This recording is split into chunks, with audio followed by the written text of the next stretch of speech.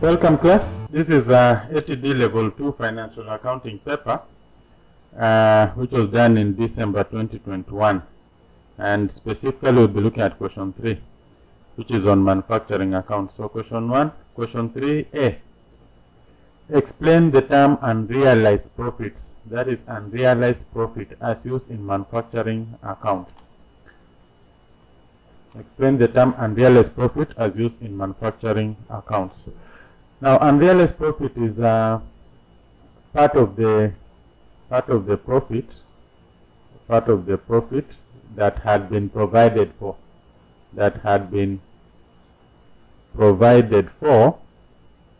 in the manufacturing account. In the manufacturing account, to get the transfer price,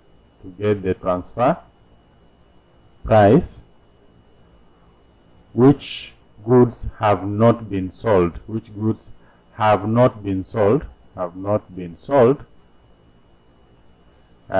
the end of the financial period,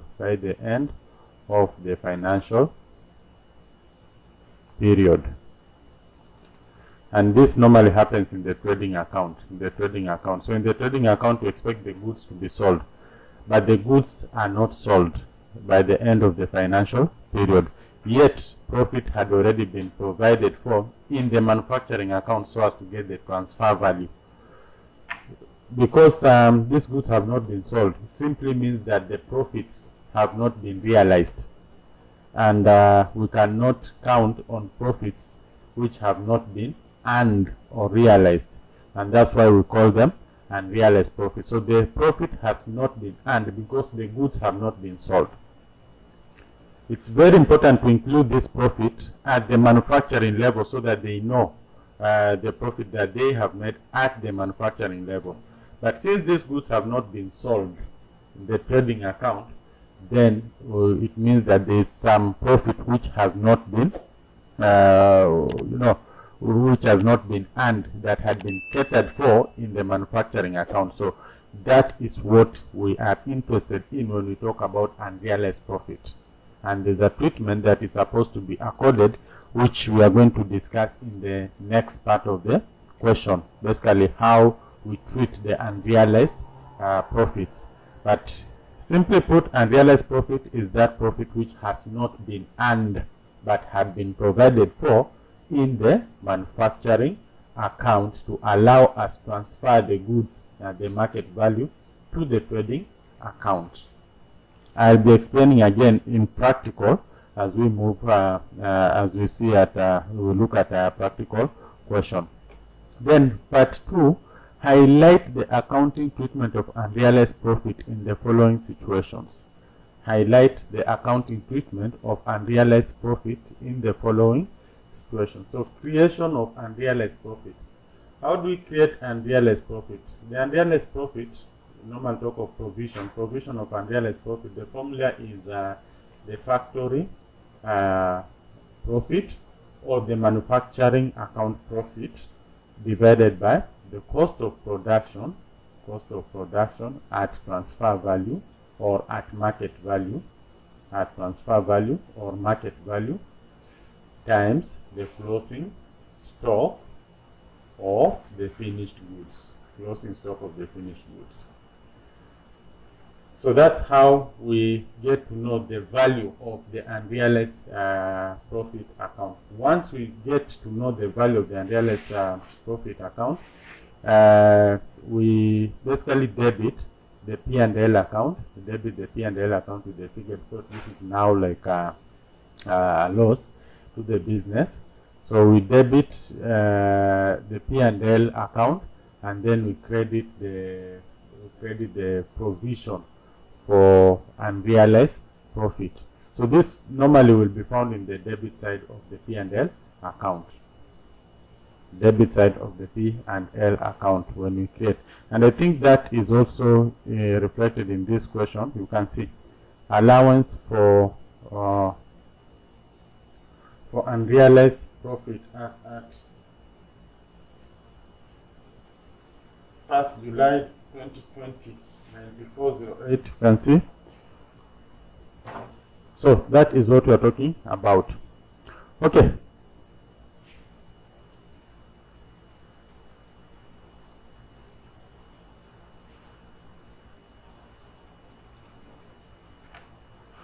So creation of unrealized account, provision of unrealized profit is equals to the manufacturing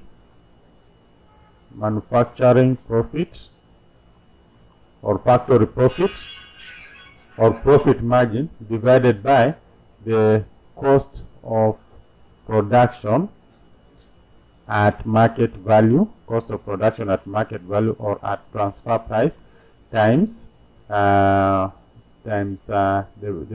closing stock of finished goods. Closing stock of finished goods. So manufacturing profit or factory profit over cost of production at manufacturing at market value or transfer price times the closing stock of finished goods. Once you get this figure,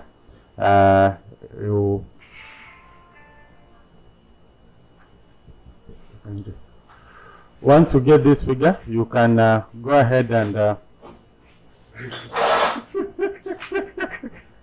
body.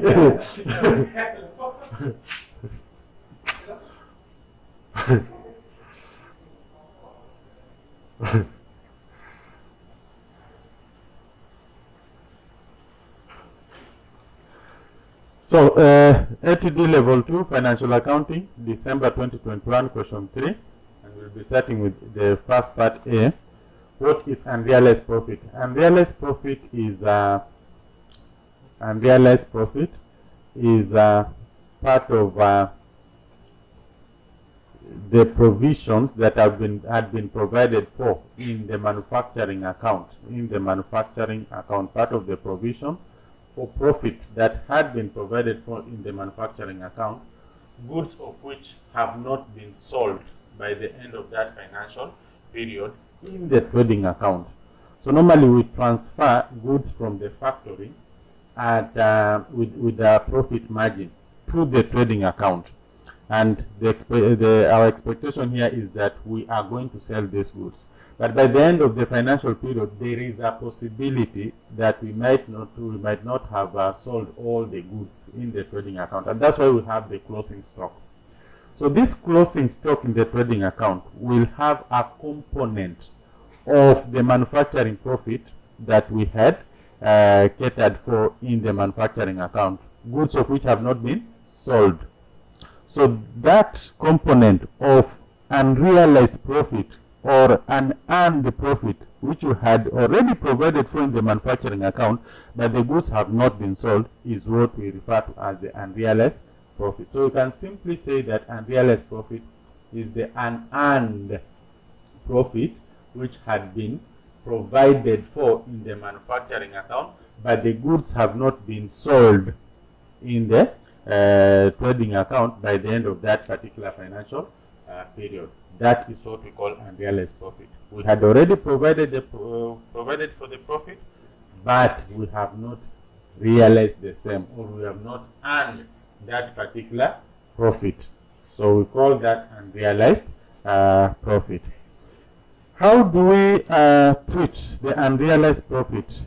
First of all, to get the unrealized profit, you simply take the factory profit or the manufacturing profit over the cost of production at market value. That is inclusive of the factory profit. So factory profit over cost of production at the market value or transfer price times the closing stock of finished goods.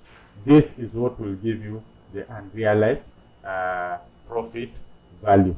And realized profit value is factory profit over cost of product at market value or transfer value times the closing stock of finished goods. Then we go to normally the provision for unrealized profit will be, this will be on the debit side of the account. And then we go to increase in provision for unrealized profit. Increase in provision for unrealized profit. We are going to open an unrealized account, provision for unrealized profit. This is a credit entry, so we expect the figure here. We expect the balance brought forward here, and then balance carried down here. So the difference, because it's an increase, most likely this side, the debit side, will have a higher figure than the credit side. Debit side will have a higher figure than the credit side, which means the difference will be the difference will be on the credit side. And so this is where we'll have the P and L account. So if P and L account is on the credit side, it simply means that we are going to debit the P and L account and credit the provision for unrealized profit account. I'll give you an example. In fact, I think we can, let's say the balance brought forward was 2,000. Let me just use 3,000. Balance brought forward was 3,000, and then closing balance or balance for this year, the provision is say 3,400, which means there's an increase of 400. So this increase will definitely feature on the credit side. So we'll have here 3,400 as the balancing figure, 3,400 as the balancing figure, then P and L 400. You can see we have credited the provision for unrealized profit, and so when this one goes to the P and L, it will definitely assume the debit side. So we debit P and L account, we credit PUP account. That's how we go about with an increase. And if it's a decrease, it is the opposite. If it's a decrease, it is the opposite. So for a decrease, we will, sorry for that.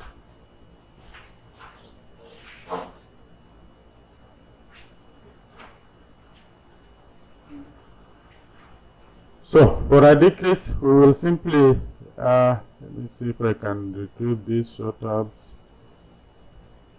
Yeah. Now for a decrease, it will be, we will debit the PUP account,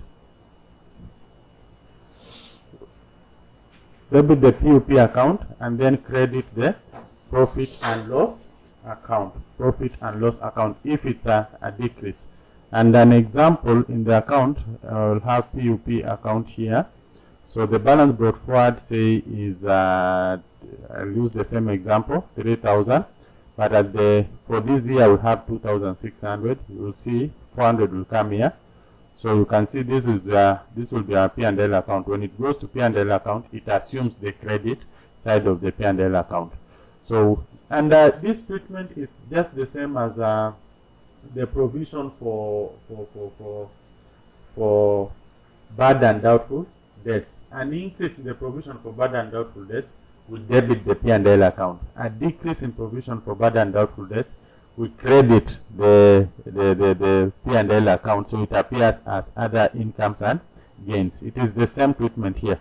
When you have a decrease in provision for unrealized profit, we are going to add it to the gross profit, and when you have an increase, we are going to less it from the gross profit, and that means that we debit the P&L account. So that is how we treat the unrealized profits. An increase, debit P&L account; a decrease, credit P&L account. Okay. The following information was extracted from the books of Barakoa Manufacturers Limited, a surgical mask manufacturing company as at 30 June 2021. So we have factory building. I think these figures are not line. Let me just draw these lines so that we, equipment at cost, then raw materials, work in progress, finished goods, manufacturing wages 140, purchase of raw materials 259, indirect wages 137, factory power we have 46, heating and lighting 64,000. Accumulated depreciation, machinery is 36, equipment 55,500, sales is 1.275. Royalties we have 16,800, administrative wages 54,300, rent and rates we have 31,200, and lastly allowance for unrealized profit as at 1st July 2020 we have 19,9408. So this is the total. Additional information. So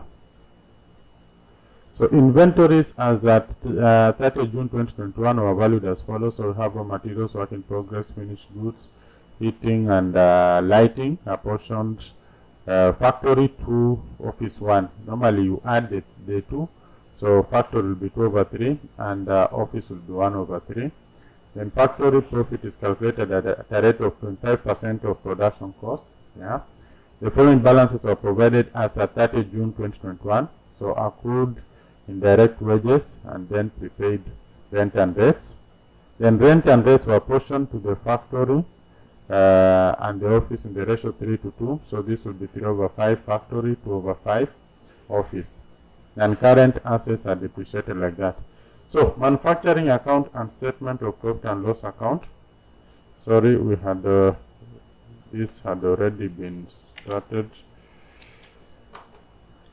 So we'll just start afresh. What we need to do is come up with the heading of the question. And this is Barakoa manufacturers manufacturing account statement of profit and loss. So we'll say manufacturing and statement of profit and loss account, statement of profit and loss account for the year ended 30 June 2021. Good.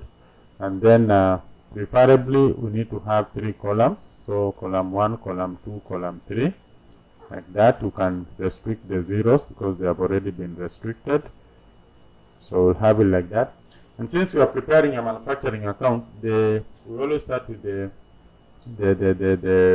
our interest is on the cost that has been incurred at the factory level. So we can choose to start with the direct materials. So direct materials. This give us opening stock. Opening stock of direct materials. And opening stock of direct materials, just go back to the question. Look at the inventories. Check the dates. We are preparing books for 30 June 2021 and this is 1st July 2020. So it means this is the opening stock. And normally we have opening stock for work in progress, finished goods and raw materials. Our interest now is on the opening stock of raw materials. That is what happens at the manufacturing point. We convert the raw materials into finished goods. So raw materials 34,620. Simply come here, opening stock 34,620. The best point to have this is here, 34,620, so that the direct material figure will now go to the outermost column. What is very important for you to understand the flow of this thing. Once you understand the flow of this thing, the rest will just have positioning will just come in. So opening stock at 4,620. Then of course we add the purchases of raw materials, not of anything else. Purchases of raw materials. So let's get the purchases of raw materials. In most cases we'll get that information from the question. Purchase of raw materials is here and the figure is 259,500. So 259,500. If we have any workings on the purchases of raw materials, then we'll push it to the innermost column so that we can do the workings. And the workings in the purchases of raw materials could include the the carriage inwards. When we buy the raw materials, the cost that we incur to transport the goods into our premises, and then the return outwards also, cost of returning goods back to the client. So since we don't have carriage inwards and return outwards, we will just have it in the inner column and stop at that. I've checked, we don't have carriage inward, we don't have purchase returns for the raw materials. So since we don't have those ones, we'll just have it and in the middle column. Then closing stock of raw materials. So closing stock of raw materials, come here, pick it. The inventories, in most cases that one is under the additional information. So 27,936. 27,936. So we'll need to get the total of that. Let's just add this. So this is 34,620. 34,620 plus 259. 259. 500 minus 27,936. 27,936. That gives us 266,184. So 266,184. Is that the cost of direct materials? Yes. So we simply come here, write 266,184 as being the cost of direct materials. Then after that, we go to direct wages or direct labor, depending on how the question will have put it. So let's get direct wages, direct labor. We have it here, manufacturing wages, 147.90. Does it have any workings? Check if we have any workings for direct wages. In most cases, we won't have workings for direct wages, so just pick it as it is. The figure was 147.90. So we simply come back here and add it here, 147.90. Then you can check if you have any direct expenses incurred at the factory level. Our interest is only the cost incurred at the factory level. And direct expenses, do we have any direct expenses? Factory power, that is not direct. Yeah, we have the royalties. So royalties will come in. Royalties may be the licenses, or we can just talk of the licenses, and this one will be treated as under, it's part of the direct expenses, so 16,800. So we can have royalties 16,800. Royalties 16,800. Do we have any other? I doubt if we have any other. So if we don't have any other, when we add the direct materials plus direct labor plus direct expenses, we get what we call the prime cost. So let's get the total of the prime cost. Let's get the total of this prime cost.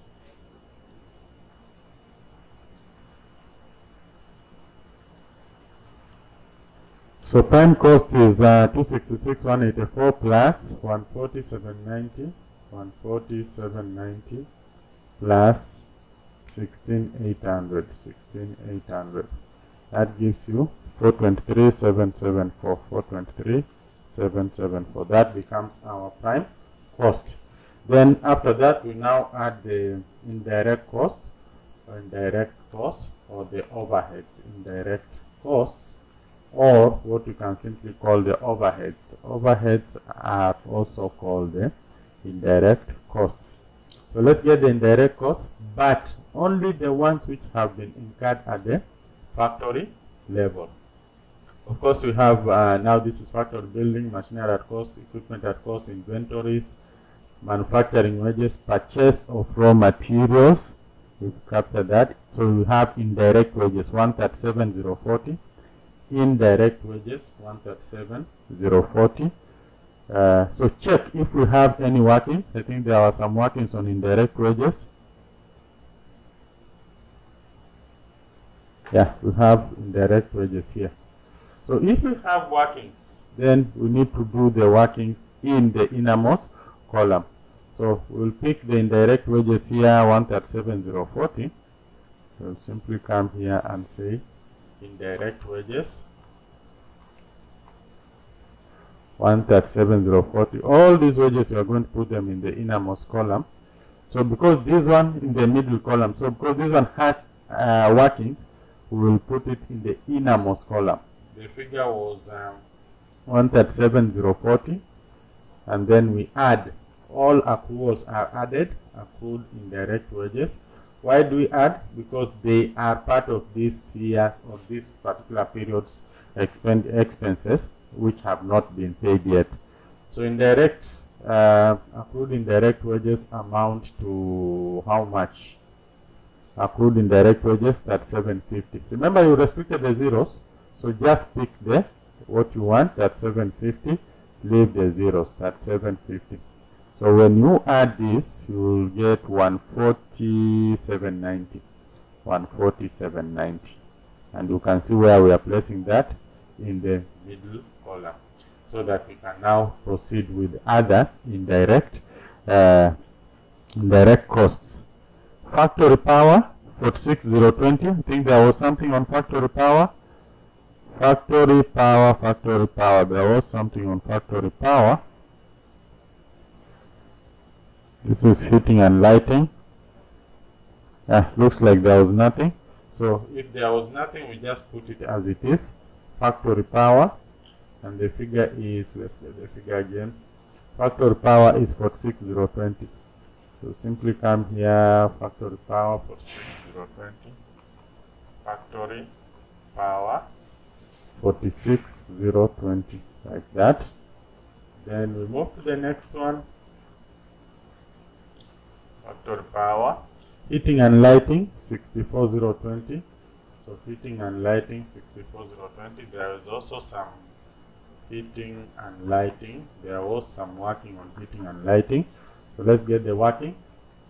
64,020 heating and lighting. It is, the figure is 64,020, and we are told that 2/3 of this is factory and 1/3 is office. We are interested in the factory cost. So 2/3 of 64,020, how much is that? 2 divided by 3 times 64,020. That gives us 42,680. So that is what we are interested in. So we simply come here and say 42,680. So 42,680.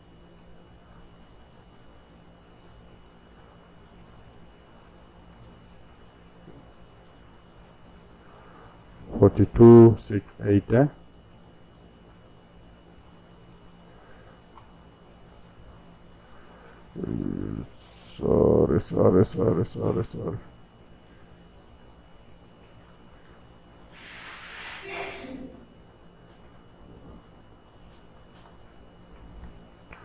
42.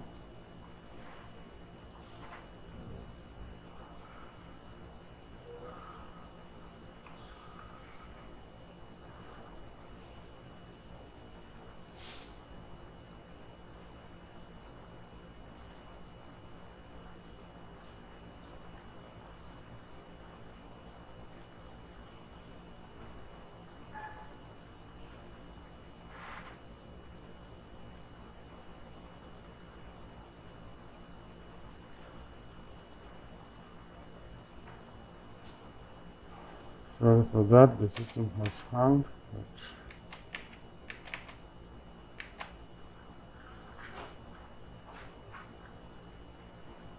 So 42.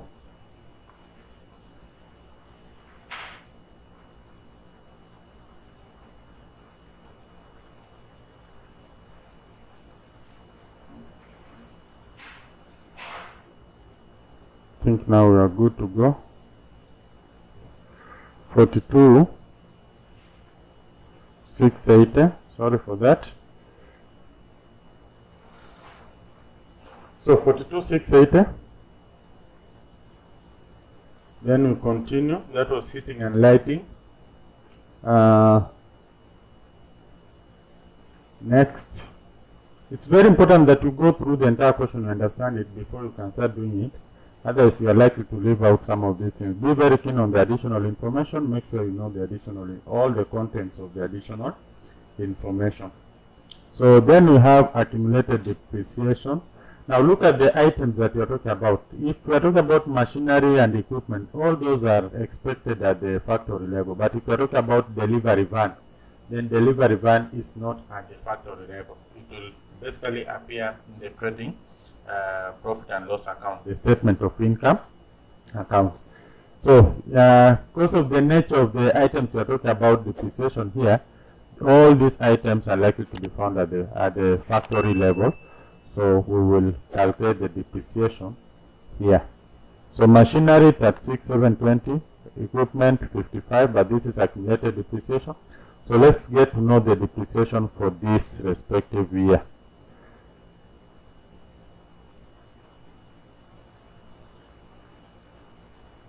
Okay, we'll come to all those. Non-current assets are depreciated as follows. Machinery 15% straight line. Now 15% straight line, it means we calculate 15% of the historical cost of the item. So we simply go back here. We will not consider the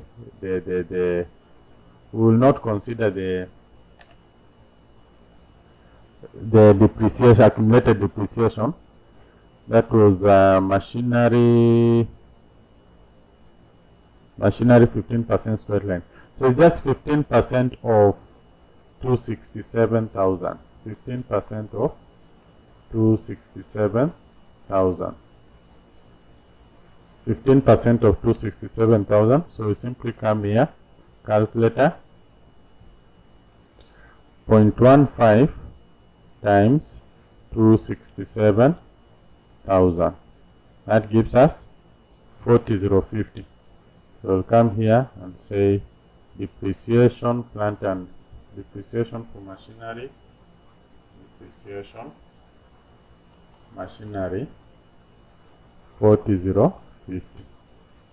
Then depreciation, the other one was equipment.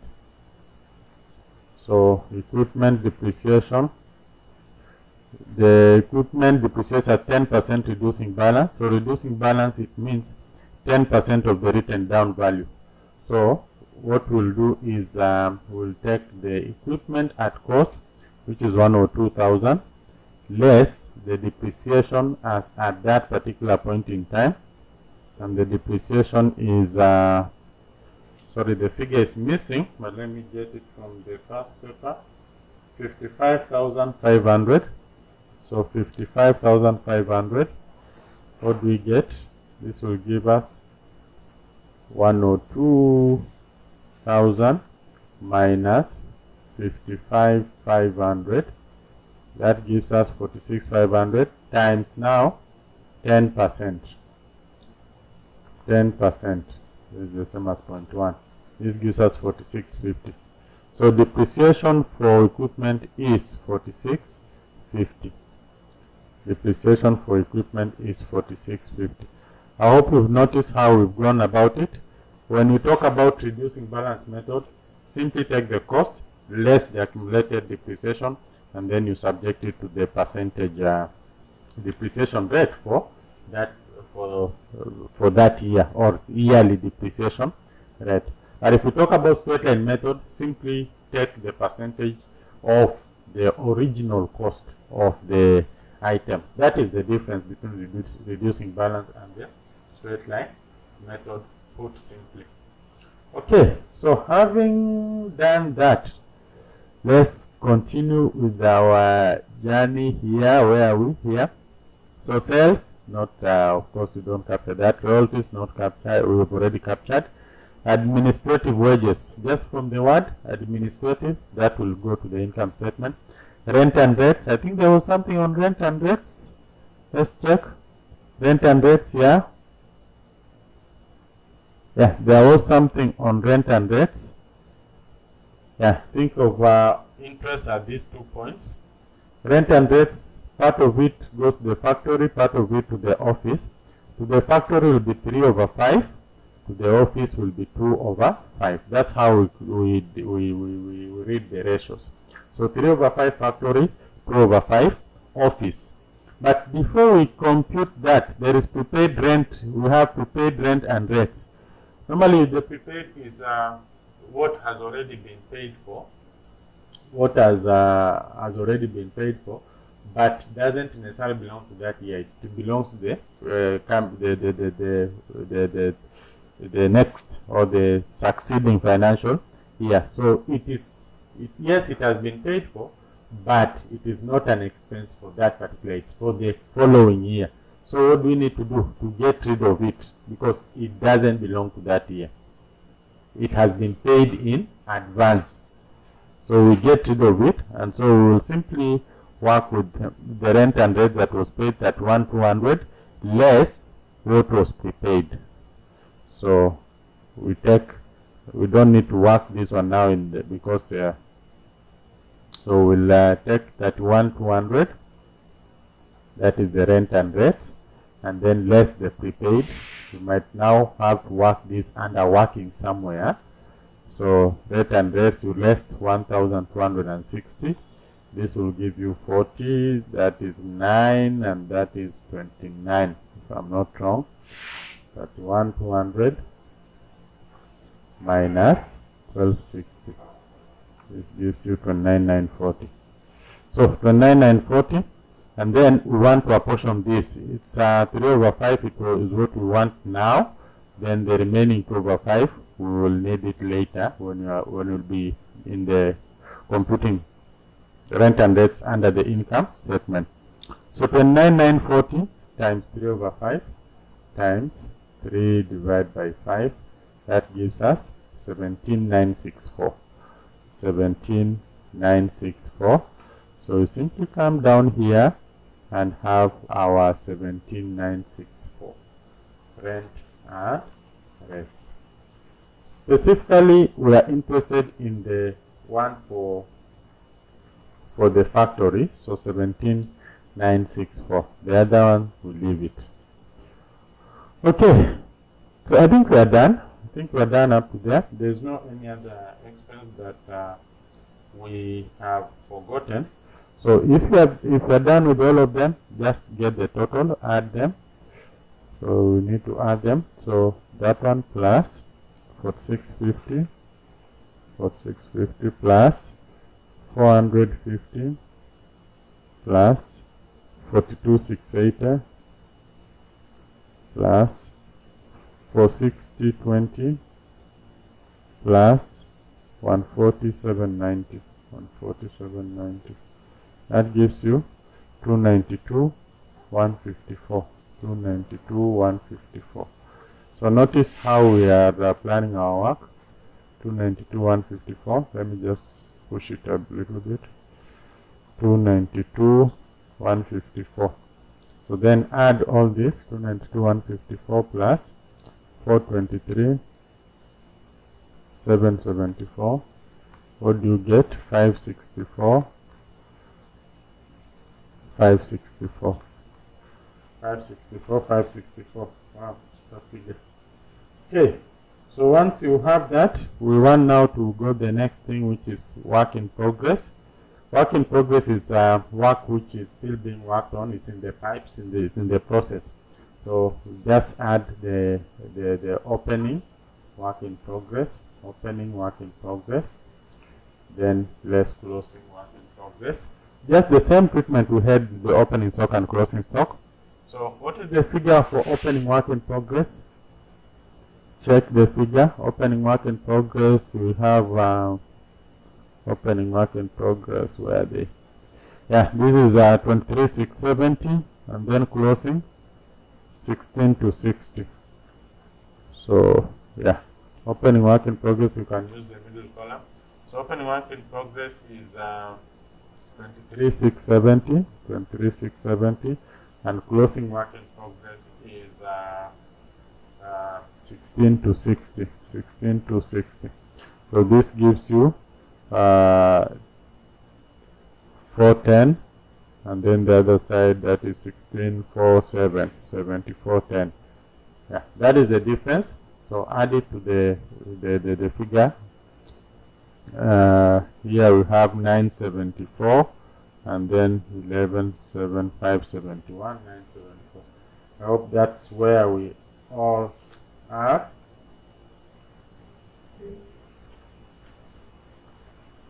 Four 23.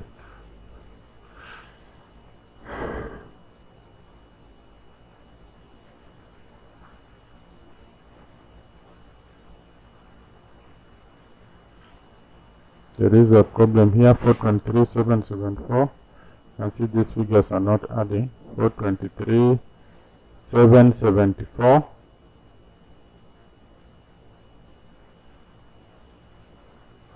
423,774 plus this one 292,154.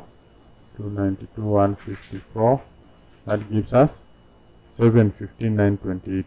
Where did they get this?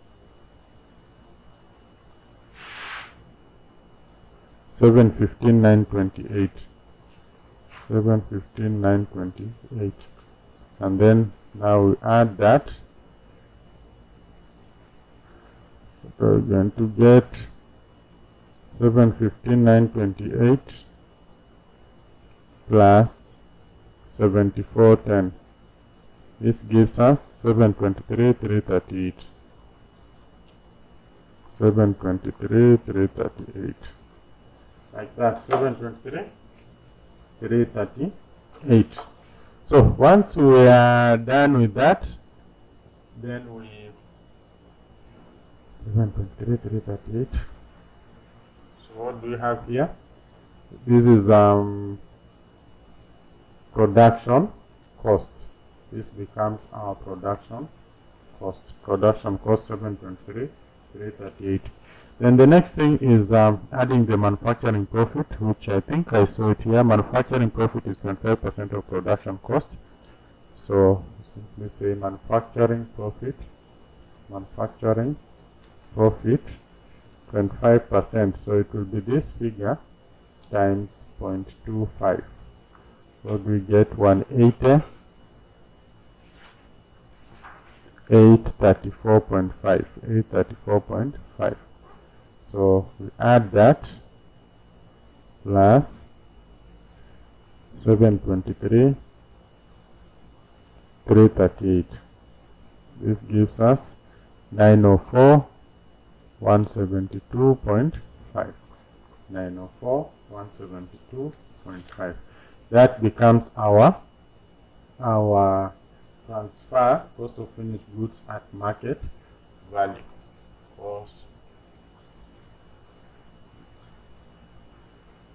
Production cost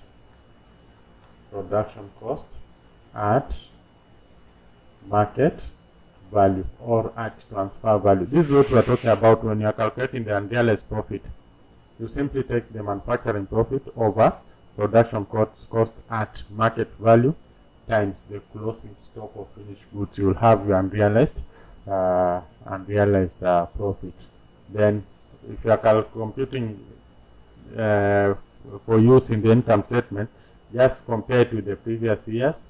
If there is an increase, you debit P&L. If there is a decrease, you credit P&L, and you'll be done. So at this point now we go to sales.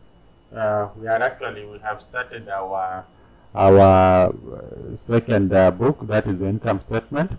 So sales, get the figure of sales from the question, and sales is I think it was direct in the question. Sales is now it's missing in our question, but I can read it from the past paper. It's 1275,000. So sales is 1275,000. So we'll come here 1275,000, and then we less the cost of sales. We have opening stock.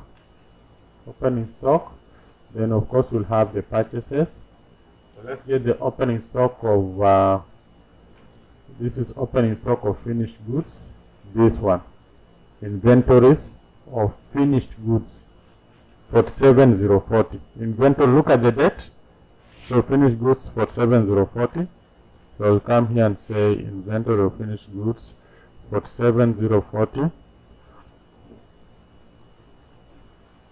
47,040. Let's have it in the middle column. Then purchases, if you have workings in the innermost column, but if you don't have workings, we simply put it in the middle column. In this case, we are not buying any goods, so we'll simply receive these goods from the manufacturing account, and this is the value at which we are going to receive the goods. 904,172.5, and then we less now the closing stock. Now closing stock will be, closing stock is let's get the closing stock in the additional information. Closing stock of finished goods, that is 49,500. So 49,500. So we less this, whatever we get will be the cost of sales. So 47,040. So this 904,172.5 plus 47,040 minus 49,500. That gives us 901,712.5. So we less cost of sales from the sales, 901,712.5 minus 1,275,000. That gives us 373,287.5. This becomes our gross profit. So what we've done is just 1275 minus 901. You get 373,287.5, and that becomes our gross profit. So from the gross profit, we now less the what? The expenses. If we have any incomes and gains, we add. So let's check if we have any incomes and gains. Do we have any incomes and gains? And you might want to check on the unrealized profit now at this point. Let's check our unrealized profit. Remember what we said? The question has already provided for us unrealized profit. The unrealized profit provided by the question is 31,000. No, it's 9,408, which is not, which is missing in the question. 9,408. That is the unrealized profit. So let's calculate our unrealized profit. Our unrealized profit will be POP is equals to manufacturing profit over production cost at market value times closing stock of finished goods. Closing stock of finished goods. So manufacturing profit, we go back to the question, to the answers here. Our manufacturing profit is 180,834.5. 180,834.5. So 180,834.5. Then our production cost at market value is this one, the total cost, this one, 904,172.5. 904,172.5 times closing stock of finished goods. I think we have that one just here. Closing stock of finished goods 49,500. So 49,500. So what do we get? Come back to the calculator. 180,834.5 plus 904,172.5 times 49,500. 49,500. That gives us I think there's something, we must have done something wrong. Let's repeat. 180,834.5 divided by 904,172.5. What do we get? Let's get the answer 0.2. Then times 49,500. 49,500. That gives us 9,900. So this is our unrealized profit. So then previously we had the allowance that had been created was 9,400 8 as per the question. And now we have 9,900. What this means is that there's an increment of, if we are to draw provision for unrealized profit, we'll have balance carried down of, balance brought forward of 9,408, and then balance carried down at the end of the year is 9,900 for this year. So this will have a balancing figure of 9,900, 9,900. So the difference will come here. It's this difference that will go to P&L account, which is now 9,900 minus 9,408. 9,408, which is 492. So when it goes to the P&L account, it assumes the debit side, an increase debit side. That's what we said. So we'll simply come here and say increase in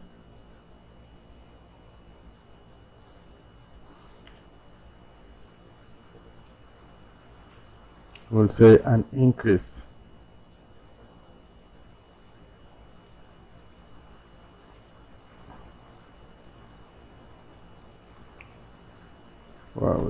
increase. So increase we don't add here, it's an increase. So if it was a decrease, we'll have added it here, but since it's an increase, we don't add it here. We will now have it under the expenses. Okay, so let's proceed. Now, do we have any other income and gain? I doubt if we have any other. So we go straight to the expenses and losses. And because we already have the first one, increase in PUP and provision for unrealized profit, and we have the figure here as 492, we will simply include it here. Increase in PUP 492. And then what else? Now picking any other expense for the office. So go back to the question, start right from the beginning. Manufacturing wages, purchase of raw material, direct wages, factory power, heating and lighting. Heating and lighting, a third of this was for office. So 64,020 divided by 3. 64,020 divided by 3. That is 21,340. We had been told here that 1 over 3 is 1 over 3 of 64,020 is 21,340. So heating and lighting 21,340. Heating and lighting 21,340, which is a third of the total figure. And then we have look for the next one, heating and lighting. Accumulated depreciation, no sales, royalties, administrative wages. Administrative wages 54,300. Do we have any workings on that?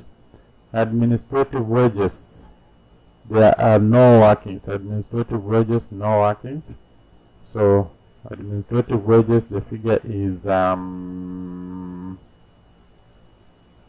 54,300. Administrative wages, the figure is 54,300. So administrative wages, the figure is 54,300. Next, we're on the right track.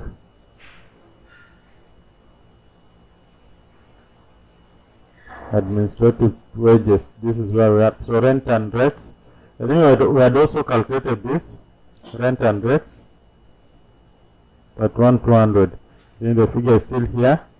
So rent and rates, this was the figure minus prepayments.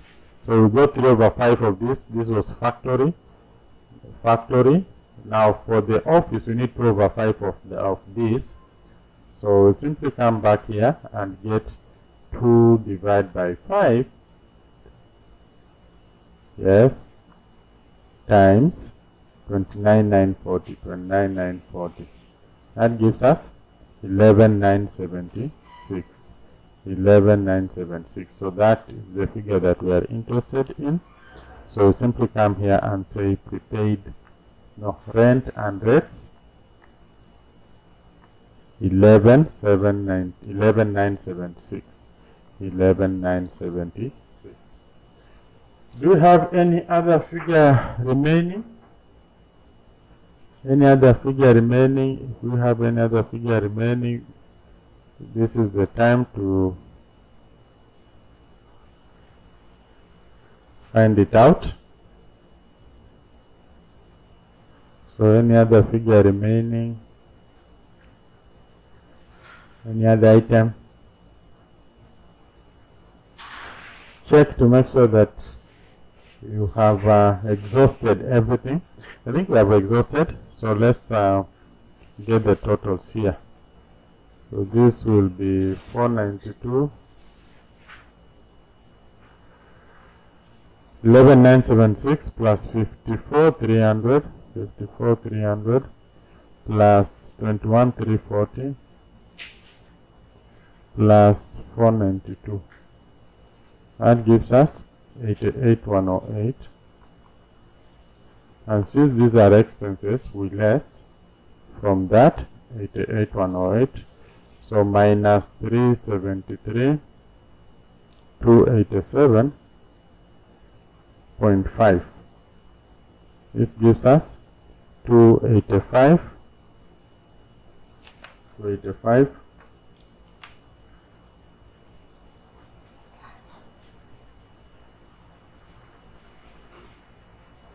179.5. 179.5. That becomes our net profit. Net profit for the business 285, 179.5. Let me just repeat that.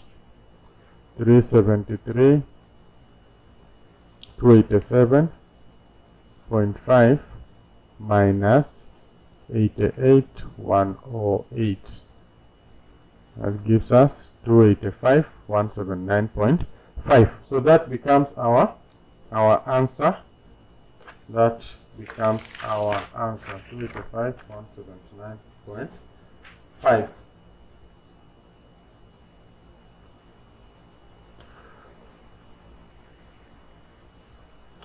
So thank you. We are done at that particular point. That's how to go about doing that question. Thank you. Let's meet in the next question.